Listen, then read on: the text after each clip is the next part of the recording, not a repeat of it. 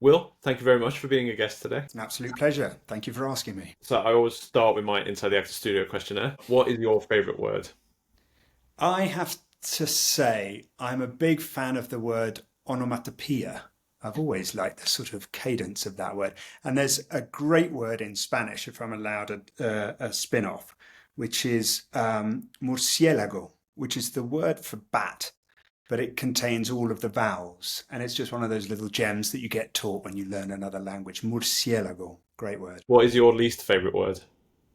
That's an extremely tricky question. I think it's going to have to be some kind of like negative emotion, like, meanness or, stinginess or something like that, where the word sort of conjures up the the sensation that goes with it, something like that. My kids say mean. Don't be mean a lot, and I think that's in my head these days. Being mean is not a good thing. In a way, it's kind of onomatopoeic. Yes, exactly. It does. It has that visceral sense, doesn't it? As words go. I mean, we're going to talk shortly about the book and the writing of the book, but when you get in your teeth into something really weighty, and this is the first time I've done it to this extent, it is such a kind of interesting exercise to grapple with words to this in this way. I obviously had done in academia, but to do it on a big scale, big scale with a sort of 600 page book, there's a lot of words in there, and a lot of playing around with the nicest combinations. It's a fun exercise, I had to say. What is your favorite swear word?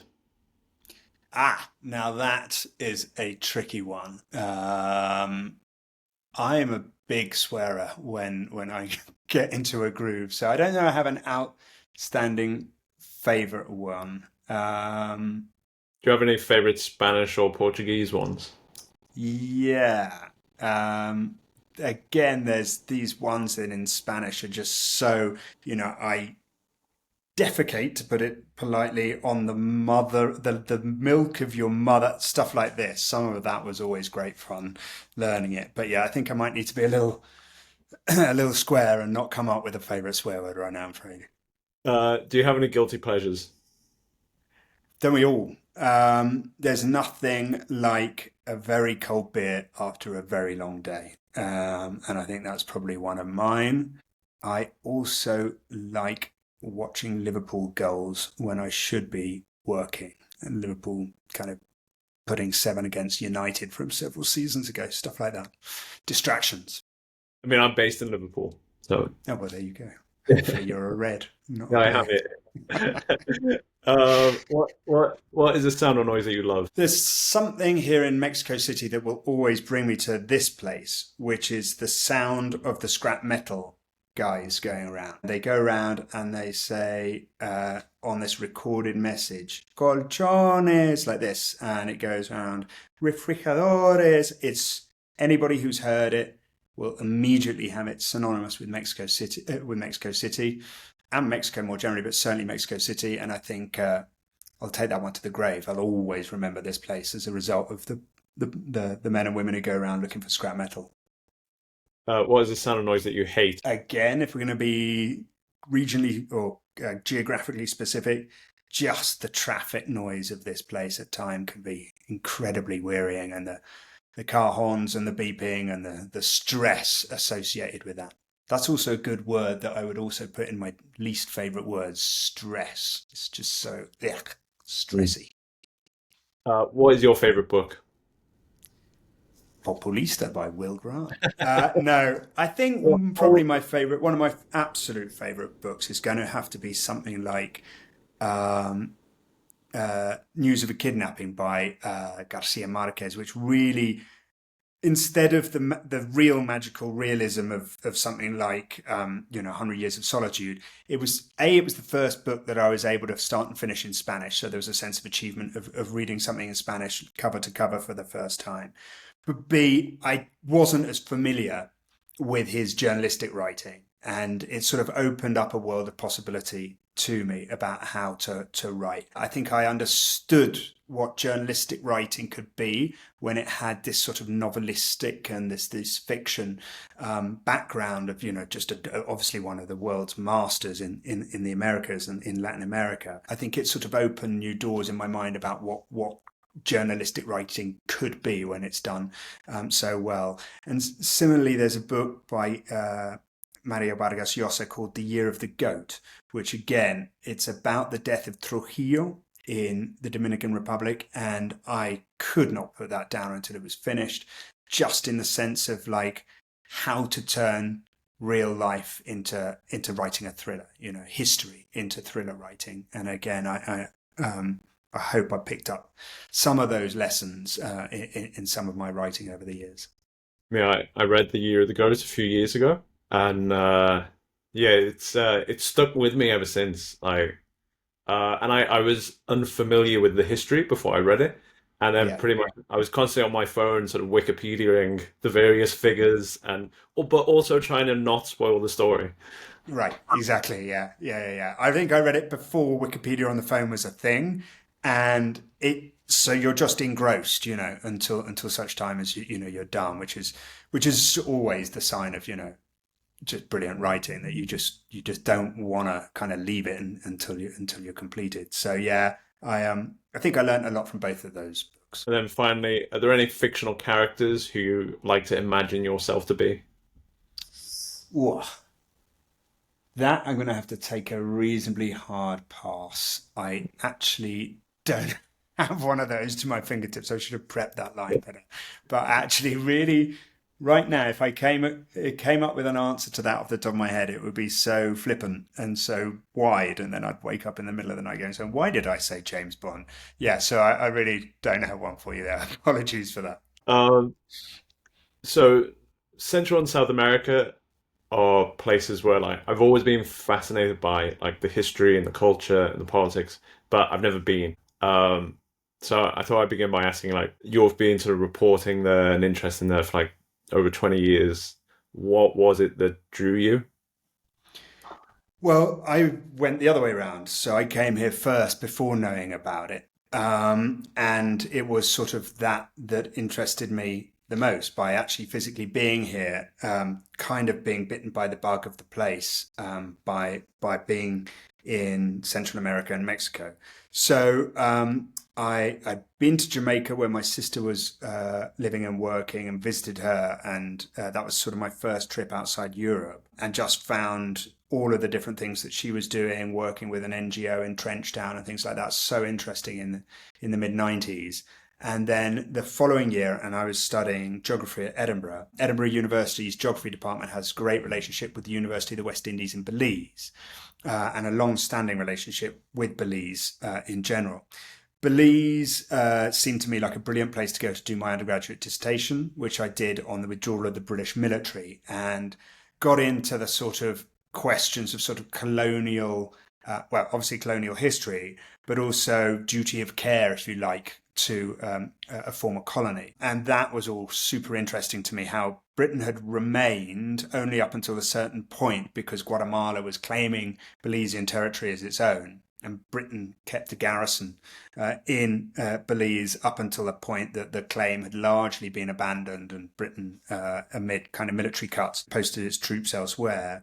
And then that left all of these gaps societally, where the free spending British soldier would kind of prop up the Belizean economy.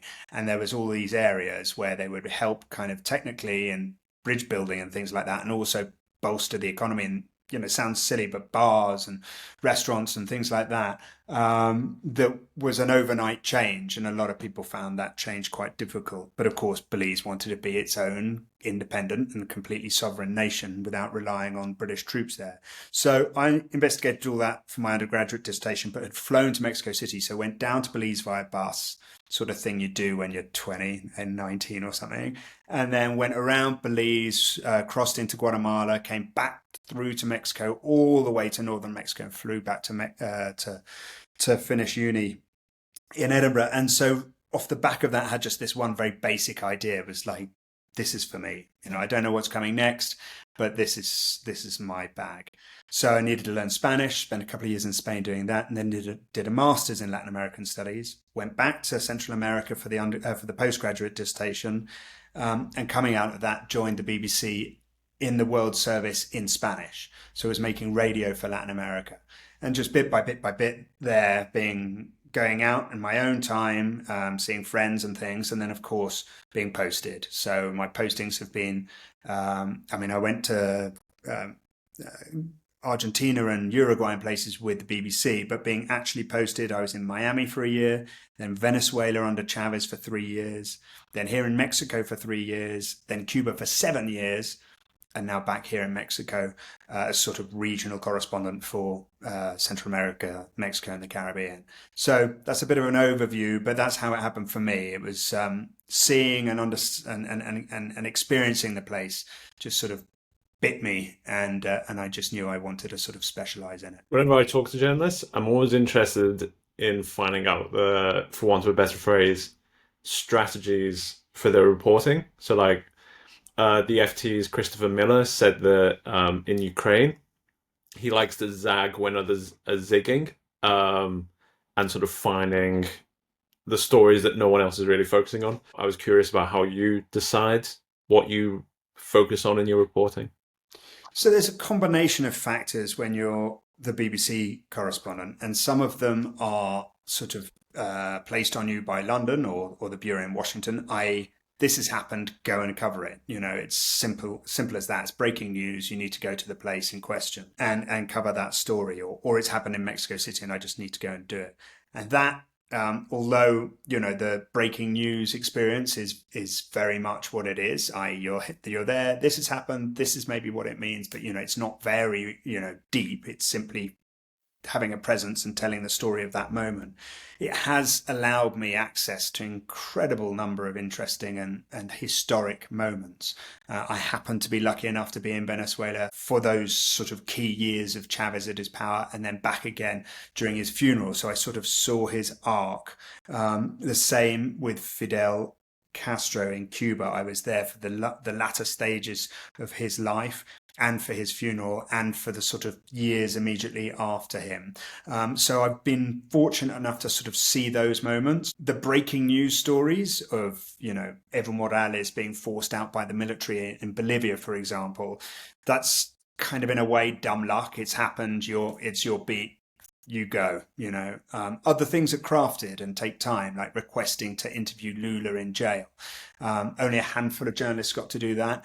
I was determined to be one of them, put the request in, stayed on the request, didn't give up until we got the yes from Lula and the yes from the authorities that you could go in with a camera and do that. And full credit to my bosses in that regard. They back us, they support us, they'll fund it accordingly, depending on obviously the sparse funds that sometimes are only available. But, they have our backs in terms of what becomes a good story. In terms of your, as it were, zigging when others zag, or how you choose stories, in my experience, again, there's a good amount of flow with those editors. So I will see and identify things that I think are worthy of telling from Mexico, from Central America, from Cuba, from Haiti, and I'll put it to them. And, generally they'll agree, but it isn't always that simple. Funds are what they are. And there are other bigger stories, as we know, particularly in the Middle East and Ukraine at the moment, that are hoovering up a lot of column inches on the website and on air time for radio and television. But as an organisation, the BBC World Service remain really committed to telling these stories, and really committed to sort of covering Latin America. And so I'm just fortunate enough to be one of the very few people, certainly very few people in English, whose job it is to try and sort of channel that to the viewer. I think there's a good amount of respect for my take on things now, which is really helpful. So if I say, look, I really think this is something we should be looking at because it's either going to get worse or it stands out for whatever reason, then they often respect that and they listen to me on those arguments. So several years ago, about 2017, 2018, I did a previous attempt at a podcast, and my first guest was my friend Omar Khan, who'd been a reporter for Reuters in the Middle East, and he said something that really stuck with me. That was rather than the West exporting our politics to the Middle East in like the noughties and the 2010s, we were actually importing theirs. So whether it was sort of populism or the cult of the strongman or misinformation and conspiracy theories and everything, reading Populista, I was kind of struck how Latin America also seems to be a harbinger for politics elsewhere in the world.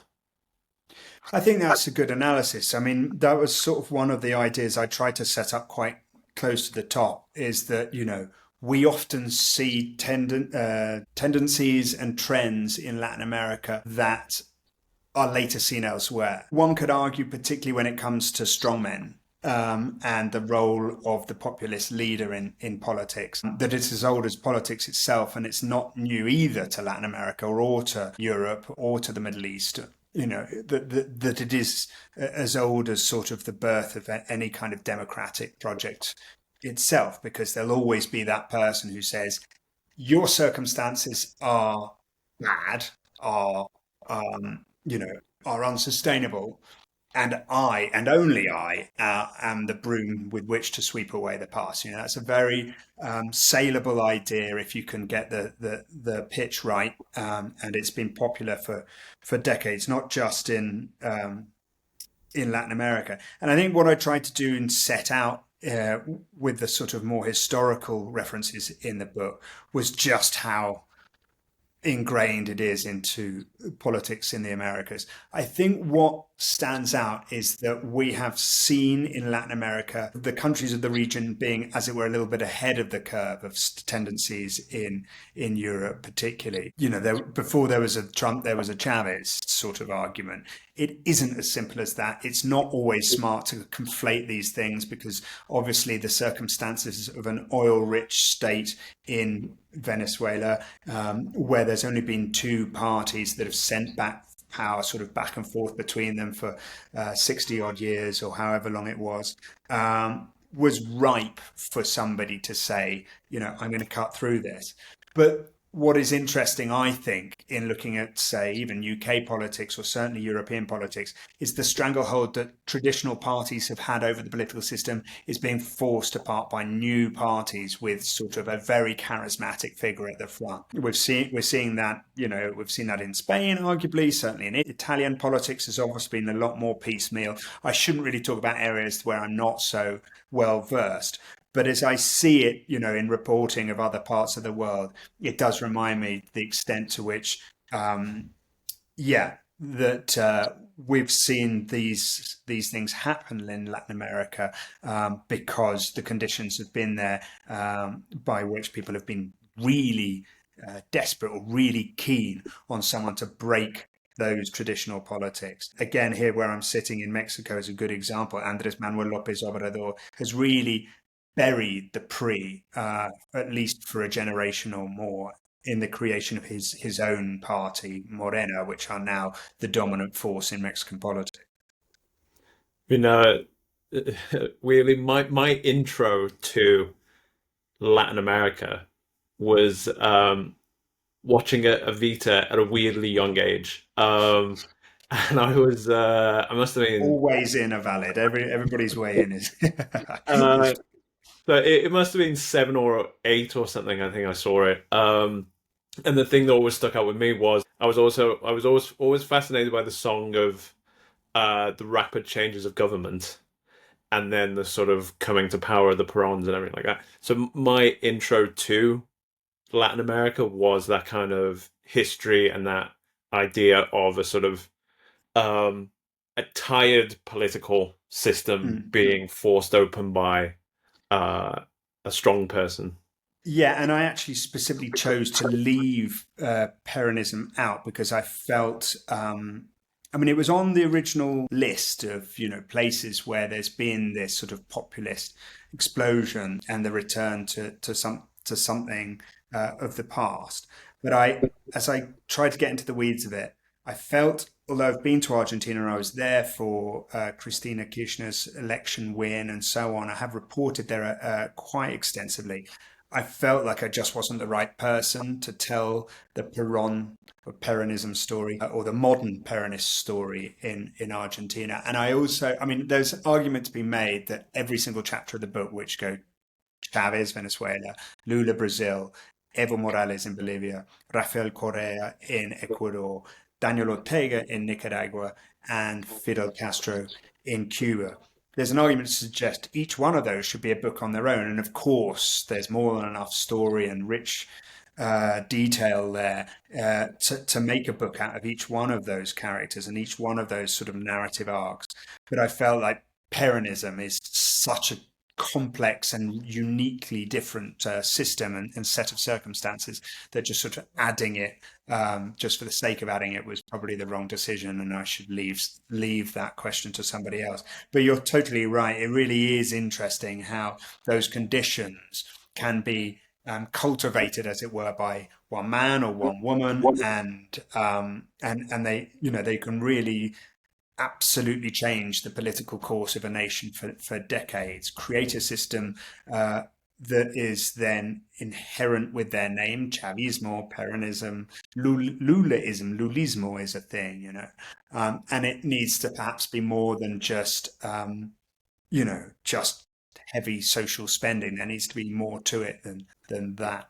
We've kind of already gotten into this, but Populista looks at the rise and fall of left-wing populists across Latin America in the late 90s and noughties. What would you say are the commonalities behind the rise in these populists?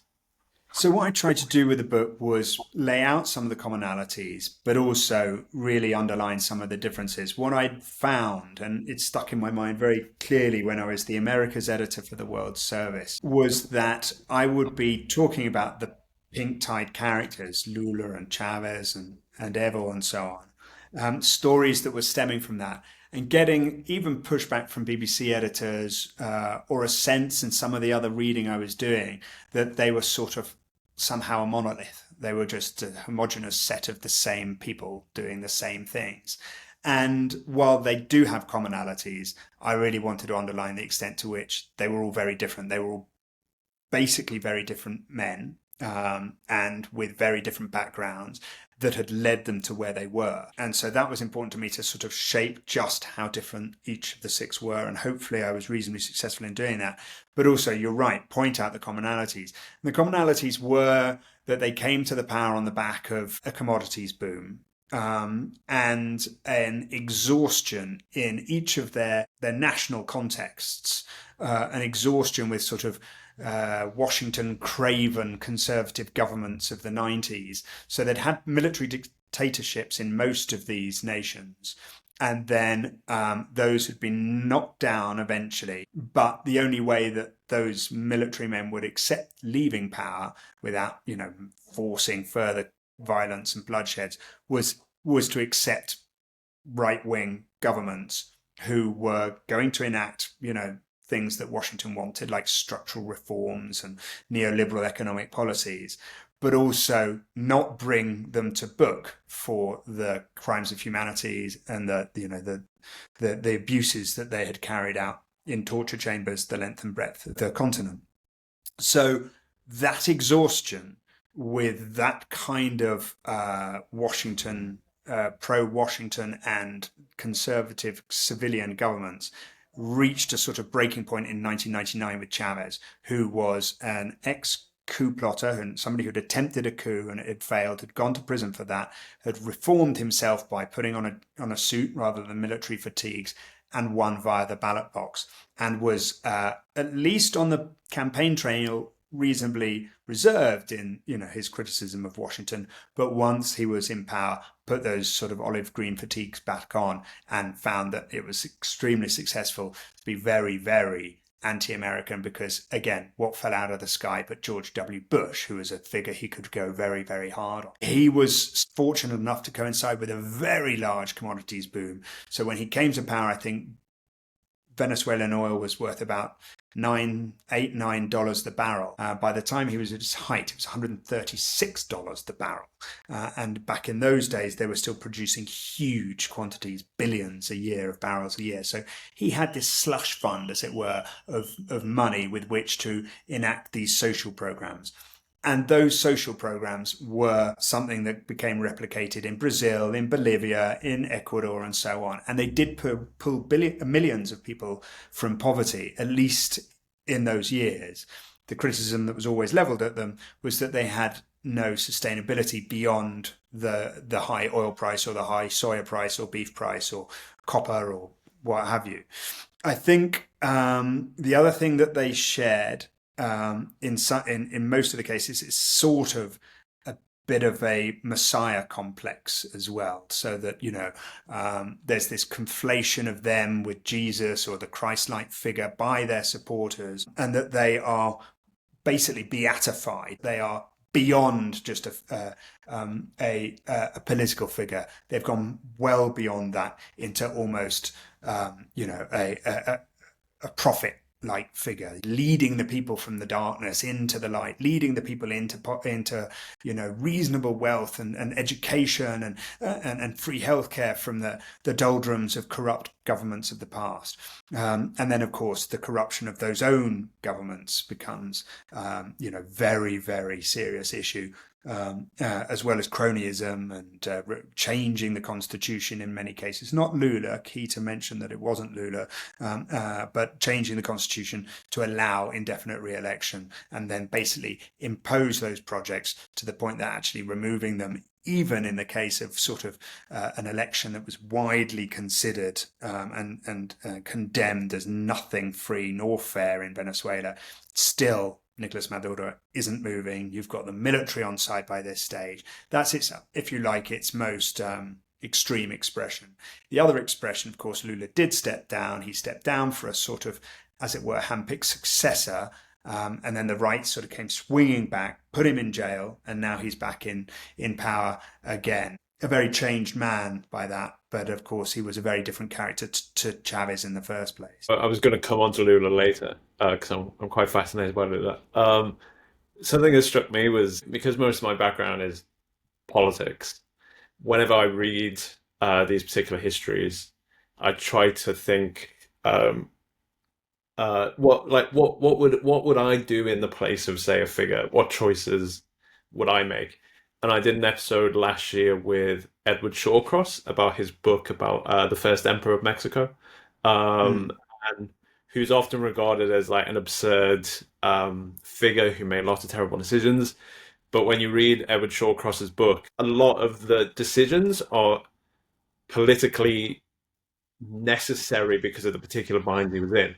But what struck me about the Chavez chapter was how the sort of the tired mainstream establishment made really terrible decisions with Chavez when it came to the coup, and sort of allowing him to go on live TV to sort of talk about his manifesto and everything like that, and that's setting up the next several years, and then Chavez winning the presidency. Yeah, I think we also need to cast our mind back to slightly before that, which was the Caracazo. So there had been this moment where the government of Carlos Andrés Pérez had sent the troops out onto the street to shoot at unarmed protesters who were admittedly looting and so on and so forth, but looting in many cases out of absolute necessity.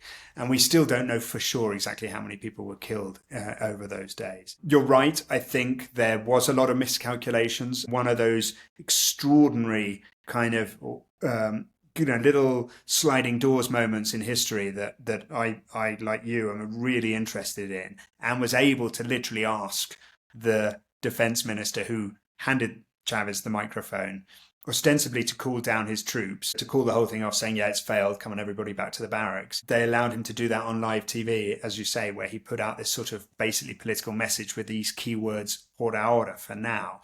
And those have echoed through Venezuelan politics ever since, in the sense that what he was sort of saying to people there was like, look, we tried, it hasn't worked yet, And he also said, but I take full responsibility. No politicians were taking responsibility for any of the mistakes that had been made or the poverty or the corruption. So just, I think there was this moment where people said, oh, wow, somebody taking responsibility for what they did, prepared to go to prison for it. And this sense of this floating idea of por ahora, for now, that he'll be back. And lo and behold, he was. A couple of commonalities that struck me was the first one was what I don't think is often considered when it comes to populists, but longevity, which I think is both true in Latin America and also in the West, because I was sort of thinking how Lula and Ortega have been high-profile figures in their countries since the 70s and the 80s. I sort of think Lula being president now is almost kind of like if Arthur Scargill was prime minister now. Like it's such a huge amount of time that you wouldn't otherwise think. And then when you sort of think Jeremy Corbyn, MP since 1983, Bernie Sanders in Congress since the early 90s, Nigel Farage has been an elected politician since the late 90s, and then Trump's been a significant pop culture figure for 4 decades. So you always see populists described as like outsiders who come out of nowhere, but actually there is this huge longevity to a lot of them. Yeah, I think that's a really good observation. I think in the outsider bit is because when they burst onto the sort of international stage, there is a bit of a like, what's going on there? The people outside Bolivia didn't know about Evo Morales, but of course he'd been a coca growers leader for decades. All of these figures did have a long trajectory. You don't just wake up one morning and become the leader of a massive political movement that captures the hearts and minds of many. You've been doing this or some version of it for a long time. They all got there through a different route. So Daniel Ortega is a rebel, who then became the president, stepped down when he lost in the 90s, and then re-emerged into this sort of grotesque version of himself in the mid 2000s. Will not leave power by hook or by crook. Has forced out all of his critics into exile or into prison, and so on. It is interesting that change and how their trajectories just in and of themselves are all interesting. But I agree. I think again, one of the aims of the book was to show that there was history to these men, that they weren't just dropped out of the sky, that Lula had been doing this for a very, very long time in the Steelworkers Union. There was more, if you like, to Fidel and to Chavez than perhaps you realized that you just didn't know if you were your average viewer in the UK or occasional interest in these things or would catch stuff on the BBC or Radio 4 or whatever. This was an attempt to say, look, if you are interested in this stuff, there is these long and fascinating histories of how these things came to happen. They didn't happen in a vacuum, either politically, socially, economically in those nations, or for the men involved. And I definitely agree with that they had, that while the easy portrayal is that they just, burst onto the scene and that, they came from nowhere. The truth of the matter is that the vast majority of them had been sort of working in those affairs for a long time and during dictatorships in many cases as well. The key thing, of course, though, is that, when do they get to the point that they actually end up aping the very kind of regimes that they've brought down? Certainly in the case of Daniel Ortega, Dora Maria Tellez, who is one of his closest allies during the fight against Somoza, says unequivocally that he is now worse than the Somoza dynasty itself, which I found shocking, really, from an old ally. Another commonality I thought was TV. Like again, I watched Weirdly Young Network, and that had quite a huge impact on how I sort of thought about TV and sort of the power of TV. And I sort of thought, especially reading Populista, especially when it comes to Chavez, although fewer people might watch TV now, I feel like there's no better vehicle for either broadcasting or legitimizing a message.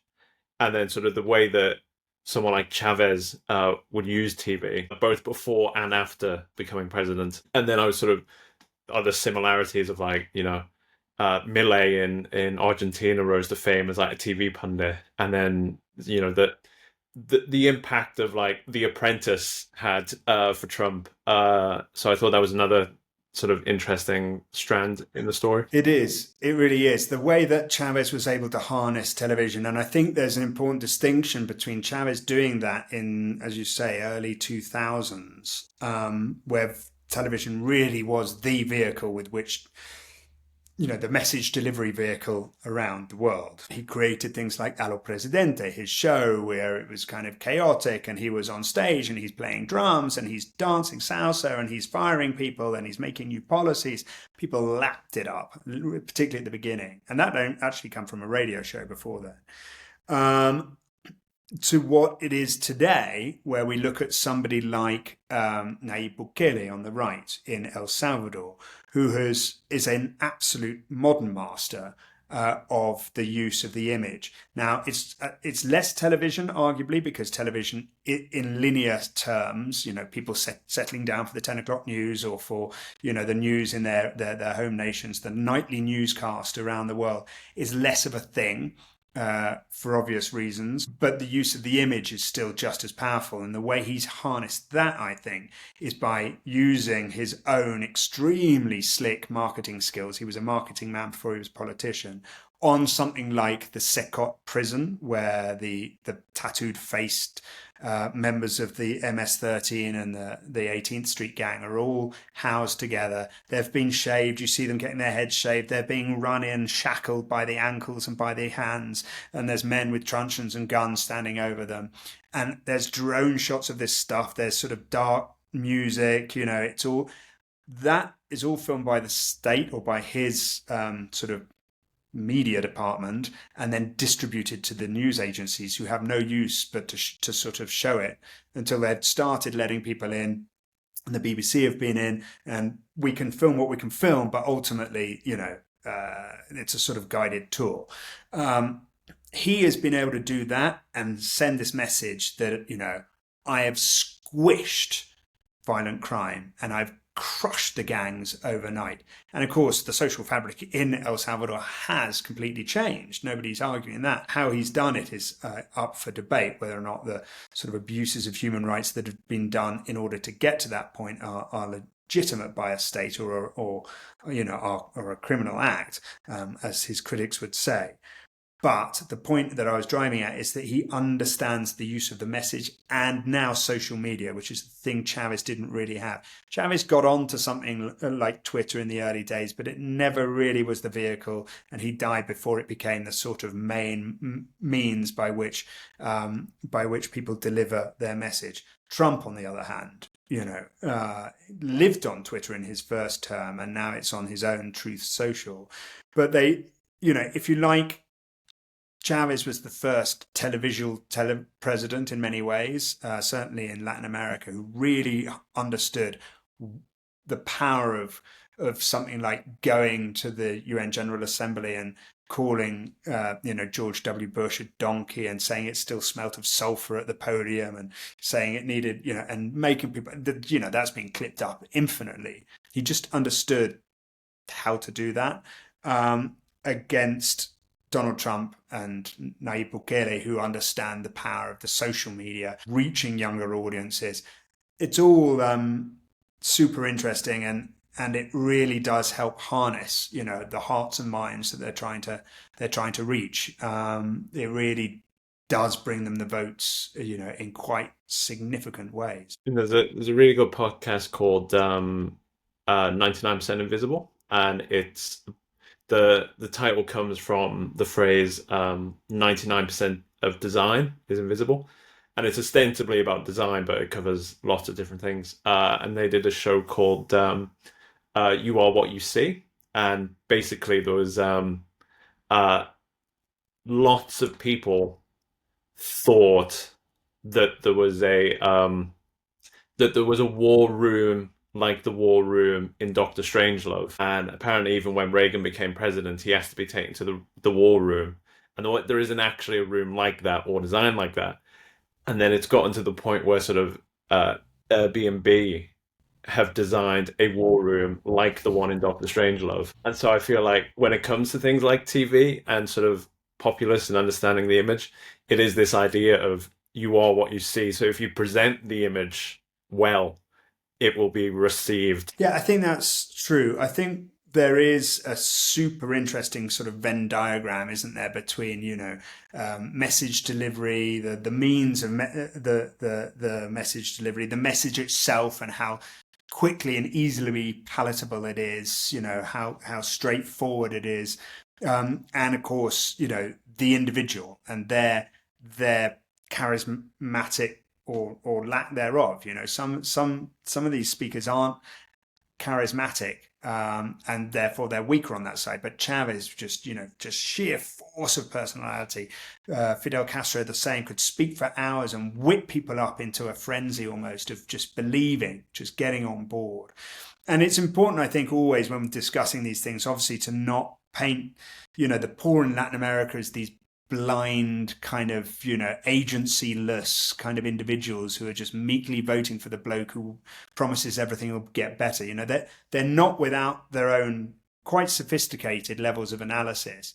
The issue is that those smoke and mirrors being used and the message delivery is a big part of that, are incredibly effective. And when you look at your lot in life, and it has been so poor, and we've got to also take into account just the major failings of the governments beforehand, that have created the conditions by which, the populist on the left or right, whoever it might be, come to the fore. And again, you've mentioned the UK examples, that the rise of the far right in the UK isn't happening again in a vacuum. That there are reasons to which people are angry at their set of circumstances. They could be as current as, say, the decisions taken through COVID, or they could be as long lasting as the sort of lack of investment in old mill and kind of mining towns in the north. Like, there are big and kind of historic reasons for these things, and much more kind of recent phenomena, but they often lead to one place, and that one place can often be the person saying, me sweeping away the past with this new party, everything that went before has left you in these terrible circumstances, so how much worse can it get? Let's leave the European Union and let's do that. Let's knock away the past and try something else, because they've been lying to you. And in many years, in certain cases, and certainly in the Americas, which is the area I know, they were lying to them. They were incredibly corrupt governments. And it's hardly surprising that some of these men really were very, very appealing, using those messages, using those means of communication, and on top of which, their own outsized personalities on the political sphere. What I find interesting is when those personalities then become bigger than the parties, when the individual outdoes everything else and becomes the only show in town. I feel that's a nice segue to Lula, because I say I'm sort of fascinated by Lula because he's the kind of politician I really like, which is sort of ostensibly folksy, backslapping, easy guy, but it can actually be very strategic and sort of cunning and ruthless. Yeah, something I was struck by. In my last episode, I talked to the author Adam Nicholson about Odysseus, and there's a line in Populista where you write, Lula's joy was always relative, a hard-fought happiness that was quickly tempered by the next setback. And I thought Lula's actually quite a sort of Odyssean figure. He really is super interesting, Lula. I became so engrossed in Brazilian politics when I was doing that, and was going reasonably often as well. Above and beyond, obviously, just the interview with him and sitting down with him and spending time with him in prison, which was, one of those kind of professional career moments that I'll never forget. But he is a sort of it's a sort of towering story, Shakespearean almost. Do you know what I mean? And I think what I found super interesting about his, I was careful not to call it rise and fall, or at least I hope I was, and I hope I left it on this note where he'll sort of be back. I just didn't really know. You know what I mean? He's sort of heading off to his cell in these bright, fresh sneakers, back to his cell, and you just knew it wasn't the end of the Lula story. You just didn't quite know what the next bit would be. Would it be sort of elbowed into irrelevance, or would it be president again? And I was keen to not make too many predictions about any of them in that regard. But certainly, I think in the Lula one, it was wise to sort of hedge my bets a little bit. It's also not my job to sort of say, and this is where I think the left in Brazil is going to end up. I don't think the reader wants that. I think I was just leaving it sort of hanging where everything was still possible. And it just shows what a resilient character he is to come back and still be delivering speeches to the UN General Assembly about social inequalities in the Americas and around the world, and in defense of Gaza and so on and so forth. I mean, he is an incredibly formidable man. I think what I tried to do, and you'll tell me if I was successful in this regard, was separate him more than a little in terms of his sort of commitment to the democratic project in Brazil. He didn't try and change the constitution to remain in power, even though when he left, he was on 85+% popularity. That people have easily accepted it, I think, given that kind of context, that he'd have gone to be able to get the project through the courts and Parliament, and he could have easily probably stayed for a third term. But he knew to step down. He did it to someone he trusted, thinking that would work. And of course, that's where the whole thing started to curdle. Perhaps the roots of him, at the very least, overlooking corruption within his inner circle, if not actively accepting it. The Lava Jato, the car wash scandal, as it was known, tunes of billions of dollars, not just in Brazil, but around the continent, from the Odebrecht company, construction firm.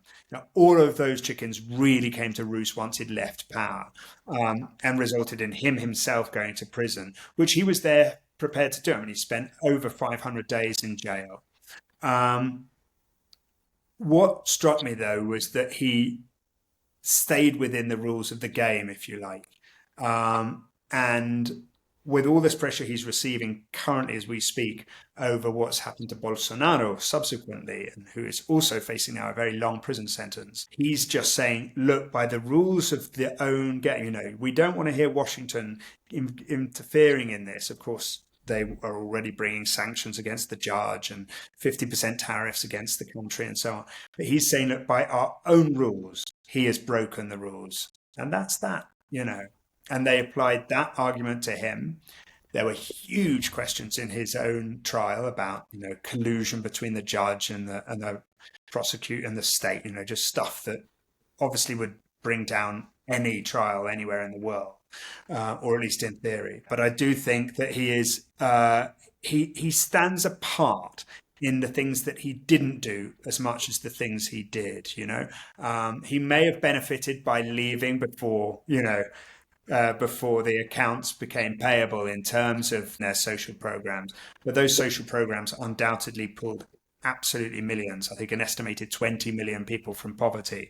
And he will, I think, always be broadly remembered in those terms, certainly by those who love him. What I found really interesting before I stop on Lula is the degree to which people were going to vote for Lula. He was then told he wasn't allowed to stand because he was in the middle of a court case or even in jail. And so they went, rather than vote for Lula, I'm going to vote for Bolsonaro, which to me is, extraordinary because they're so poles apart in terms of their politics.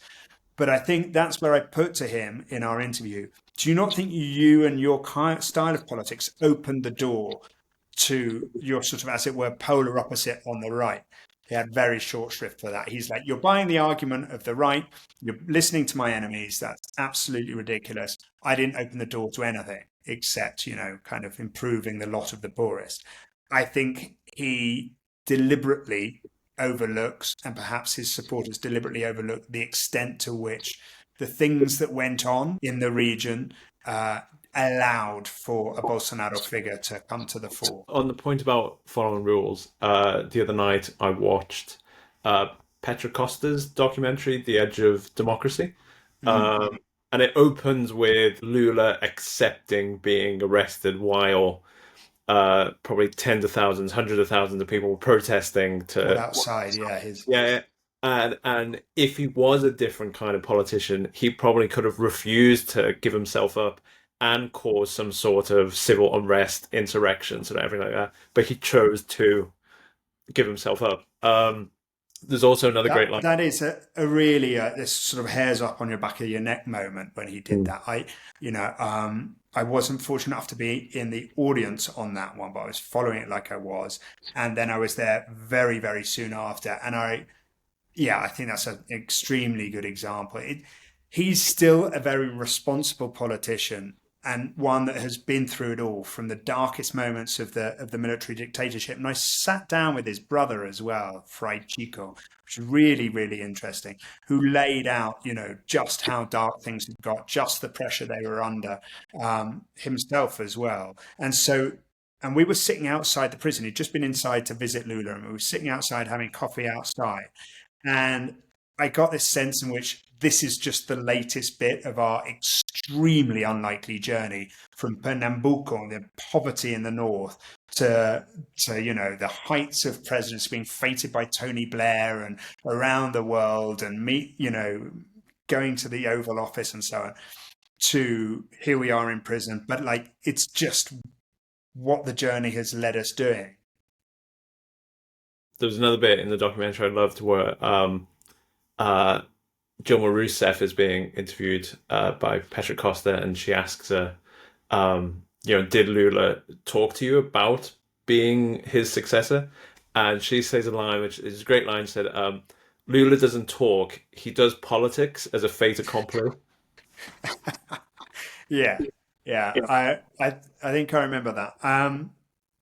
Yeah, I definitely can imagine why she thinks that. I mean, I'm not sure what kind of terms they're on now. There was clearly a lot of love and mutual respect. And Dilma, again, is a really quite an extraordinary woman for the things that she went through, torture victim by the dictatorship. But I think that refers to the bit that we've been mentioning that he wasn't just this sort of nice old kind of grandfather figure of Brazilian politics. He was a real force, and the thing that I think that often doesn't get necessarily um, reflected is just the extent to which the PT became the Lula party. Like he really has hoovered up all the oxygen. Now, if those two things remain aligned, then does it matter? I think I can imagine why she said that because I imagine you don't really get the request. It's just Lula said this, and the bigger it got, it must have been quite hard for him to sort of almost keep that ego in check. It'll depend who you speak to, whether or not he think he did or if he even had to. I think given that we know that politicians who reach these levels are cut from very, very different cloth than the rest of us in the first place. I mean, just to strive for it means you have to be a certain type of human being. Um, I think he always put the kind of poorest and the needs of the poorest first in his rhetoric. Did he get turned by the trappings of power in the ways that I think Evo arguably did and others did? Sometimes they just get drunk, I think, a little bit on power itself and the sense of always being relevant and always being part of the national conversation. What does Lula think? Well, we must run this past Lula before we can take any kind of decision. And it was extraordinary the degree to which, even from in prison, he was the conduit through which all decision making for the party was being passed. Nothing really went on without his green light. Fidel Castro, the same, long into retirement and ill health, was still sitting there. Nothing was going to be okayed without his green light. On some level, on sort of big paradigm levels, at least, paradigm shifts or working with the Americans. So, yeah, interesting. And I think Dilma probably had an experience that was by turns, interesting, exciting, positive, but also really, really challenging to be Lula's successor. As you kind of alluded to, that it's an open question in the book of what's going to happen to Lula. Um, Now we kind of know up to this point. I'm curious about, is it? Do you think he's different from his first stint in the presidency, or or has he learned any lessons in the period in between? I think he's been forced to learn some lessons because being thrown in jail and sitting in the kind of on your own in there and having to mull over it, how things have gone. He knows he hasn't been winning with the same degree of popularity that he had first time around. First time around, he could do no wrong. Second time around, he doesn't have those same commodity prices. So, he's sort of under a lot more pressure, I think, this time around. This attack, as it were, from Washington over the Bolsonaro circumstances and the tariffs is working in his favor. But I don't think we're seeing the huge numbers that he enjoyed first time around. I think he has to make a decision about whether or not he goes for another final term of office, which he would be eligible to go for. His age and his health, he's had cancer, is a question. He seems that he probably would have it in him if he wanted to go for it. Is he now too addicted, really, to the idea of being in power and president? Who else would do it if, somebody who seemed on paper so palatable to the left, like Dilma, was just crushed at every twist and turn by her opponents. She didn't really have much to play with. One wonders, whoever becomes the figure for a post-Lula left in Brazil, again, would have a very, very tough time sort of coalescing everybody around a single idea. So I think he probably has learned a lot. My feeling is that his legacy is sound now in terms of what he wants it to be. Like, we look at somebody like the Uruguayan leader, Jose Mujica, who died recently and died with this famous kind of title as the poorest president in the world, who was very, very simple, really only ever argued the same arguments. And we're seeing Lula's arguments, I think, take on a bit more consistency that, he wouldn't just quietly back Maduro in Venezuela just because they're long-standing allies. You're making it impossible for me to come out and recognize your win because you're not showing us the numbers, so my hands are tied.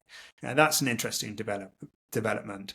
There may be some self-protectionism in there too, of not being lumped in with the autocratic left. But it shows that these aren't the same projects. These aren't the same men. If he's thinking about how he'll go down in history, that is cemented in Brazil for good and bad by his opponents, no doubt, but certainly for good among his supporters. And I think probably the vast majority of Brazilians will always look back at particularly that first term of office of having improved a lot of the poor significantly. It's never quite as easy to do that difficult second album, as they say, or third, or whatever this would be. And I think that he is running the risk of sort of doing that now, taking it too far. He might be well advised to step back, but he might not be capable there. I really wouldn't be able to talk about the individuals who'd replace him and what their capabilities were.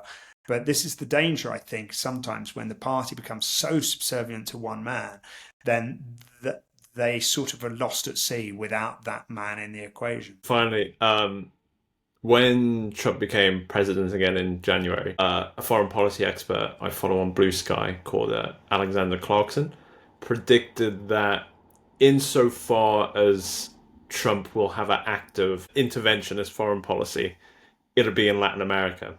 And over the last several months, the region has played like quite a significant part in the story of the second Trump administration, whether it's big fights with Mexico, Colombia, Brazil, El Salvador, prison camps. There's been the military strikes against alleged boats of drug dealers from Venezuela. And then today, there's the report that the Trump admin is going to bail out Milei's government. I'm curious about what do you think is the reason for this particular focus on Latin America, and how is the region responding? I mean, there is an argument that the US, Russia, and China are sort of divvying up the world more than they have done under previous administrations, in the sense that Trump isn't taking as active a position on Ukraine. So sort of leaving that to Putin and to the other NATO partners and, and stepping back, we'll have to obviously see how it plays out. But there was this inference that perhaps you can do that over there and China can do the South China Seas, and we're not going to come out and defend Taiwan to, should that ever be invaded. But in turns, this is our backyard and has always remained our backyard. So if we heard him talking about the US taking back control of Panama Canal, for example, and things like that. We expect no pushback on. Yeah, so it's, but one wonders how much that is, just foreign policy analysts sort of debating the ways of the world, or if it's actually, if that's actually a strategy. What I think is true about your commentator's point is that he doesn't have much stomach for interventionist stuff, and certainly for boots on the ground, pretty much anywhere in the world. And if he does, it would probably be in cementing his vision, if you like, on the Americas. Why? Partly to stop the influx of undocumented immigrants. So that's obviously a key part of all conversations and all kind of decision making when it comes to Mexico. But also that runs throughout the Americas. It doesn't just end with Mexico. The same on the fentanyl and the drugs issue. So, if he can be shown to being strong on those issues, it works very well at home. And admittedly, the numbers of undocumented immigrants have plummeted compared to some of the numbers that were seen under the Biden administration. In terms of, for example, the military strikes on supposed or alleged drug boats in Venezuela, that I think has a lot of people in Venezuela, and I was just in Havana recently, and a lot of people in Havana, including the government, the foreign minister, very jumpy about what it could augur. Again, one tends to think that there is no stomach or no desire for US troops on the ground walking through the streets of Caracas to take back control of Miraflores. I mean, that would be a huge development. But this is also Washington in the Americas that we're talking about. It was only 1990 that Manuel Noriega was forced out of power by an invasion in Panama. And again, what was the reason that was used? Because he was a drug trafficker. He was in bed with the drug cartels. The same thing that they're saying about Nicolas Maduro. And one thing we know about Marco Rubio is that it would be very much part of his vision for the Americas to take out Maduro, to remove the government in Havana and see regime change in both of those nations with a full plan of action. Is this anything beyond saber rattling, though? That's what's hard to say. When you talk about the interventionist policies, yes, it could be as much as sort of propping up economically Milei, or it could be as radical as sort of, removing Maduro from power. The very fact that we're talking about this in 2025 is sort of shocking on some level. But again, Populista by Will Grant, available in all good bookshops in the UK and online, would hopefully go to show that it's never necessarily off the table, even on those administrations where, it doesn't look like that's their emphasis. I think the realism is that these are pretty tense times in the Americas, actually. The focus globally is elsewhere. The focus, quite correctly, is in the Middle East and in Ukraine. But that doesn't mean that there aren't huge issues in the Americas with, let's put it this way, an unpredictable White House, a desire for those things to happen, i.e. the removal of Maduro, a change in Havana, getting rid of Daniel Ortega, whatever it may be. Whether or not that would actually translate to some form of military action is a very, very different question. But I would agree broadly with that person's scope that that if the interventionist policies are going to play out anywhere, the chances are most likely that they'll be seen here in the Americas, which is for so long, been that, it's always a mistake to see Latin America through the lens of Washington, but nor can you ignore it through that lens. It is a vital way to understand the Americas. It's not the only way, and it's a big mistake when when Latin America is only considered through, what Washington thinks about it or what Washington is doing about it and so on, or does Washington care anymore and so on. But I think in this instance, this is one of those moments where a lot of people around the world are watching exactly what the plans are and what the Trump administration has in mind. There are several years to go. It could end up being something like a drone strike on a cartel leader in Mexico somewhere, along with the agreements and kind of involvement of the Mexican military. But if it's done unilaterally, that will be a big diplomatic stink, to say the least. So, there's a lot of things in the air where people are watching and wondering exactly where it's going to end up. Uh, on that note, Will, thank you very much. Genuine pleasure. Happy to be with you.